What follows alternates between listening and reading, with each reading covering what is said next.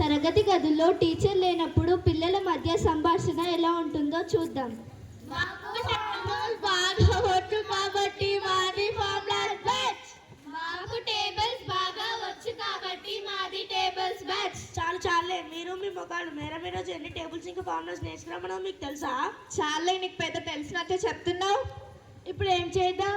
ఎవరి ప్రయత్నం వాళ్ళు చేద్దాం. సరే, ఎవరి ప్రయత్నం వాళ్ళు చేద్దాం. మాకు టేబుల్స్ రావు, మాకు ఫార్ములాస్ రావు, నాకు అవేమి రావు. Good morning ma'am. Good morning కూర్చోండి. Thank you ma'am.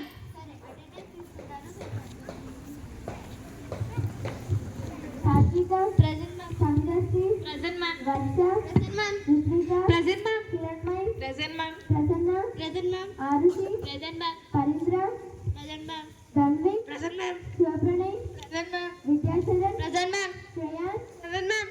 Ankit present ma'am. Sai Sriram present ma'am. Hemasatvik అరే Hemasatvik a plus b all square equals to a square plus 2ab plus b square ma'am.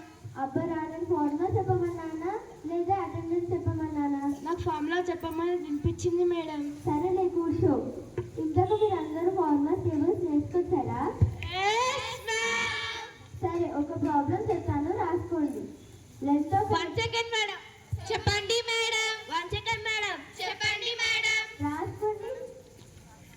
Length of a rectangle equals to 18 centimeters. Breadth of a rectangle equal to 9 centimeters. Ruchika, area of rectangle formula చెప్పమ్మా. నాకు formulas రావు madam. ఇంటి దగ్గర నేర్చుకోమన్నాను కదా. ఎంత చదివినా బుర్రకు ఎక్కట్లేదు madam. సరేలే కూర్చో. సాత్విక, ఏరియా ఆఫ్ రెక్టాంగిల్ ఫార్ములా చెప్పు. Area of rectangle is equals to length into breadth madam. ఇలా చూసి నేర్చుకోండమ్మా. సరే మేడం. పరీంద్ర, 18 into 9 ఎంత చెప్పు. నాకు టేబుల్స్ రావు మేడం. ఇంటి దగ్గర నేర్చుకురమ్మన్నాను కదా. ఎంత చదివినా బుర్రకు ఎక్కట్లేదు మేడం. సరేలే కూర్చో.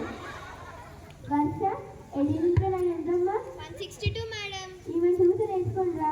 సరే మేడం. సరే, ఈరోజు మనం పారాలగ్రామ్ గురించి చెప్పుకుందాం. మేడం, ఏమైందమ్మా? నాకు ఫార్ములాస్ రావు మేడం. ఇంటి దగ్గర నేర్చుకురమ్మన్నాను కదా.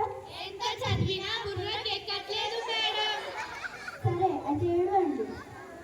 ఎందుకమ్మా ఏడుస్తున్నారు? మీరే కదా మేడం ఏడవమన్నారు. ఏడవడం అంటే ఏడవడం కాదు, చదువుకోమని అర్థం. సరే మేడం. సరే, ఈరోజు మనం స్క్వేర్స్ అండ్ క్యూబ్స్ గురించి నేర్చుకుందాం.